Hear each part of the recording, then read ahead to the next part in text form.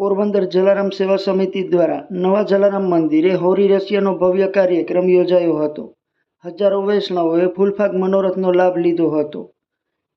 108 વસંતકુમારજી મહારાજે જલારામ બાપાના મહિમાનો ઉલ્લેખ કરી ભક્તોને આશીર્વાદ આપ્યા હતા અને ફૂલફાગ રમી ઉત્સાહ વધાર્યો હતો.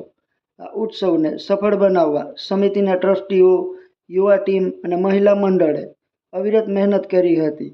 કાર્યક્રમ દરમિયાન ભક્તોને પ્રસાદી રૂપે ઠંડા શરબત અને વેજીટેબલ ખીચડીનું વિતરણ કરવામાં આવ્યું હતું.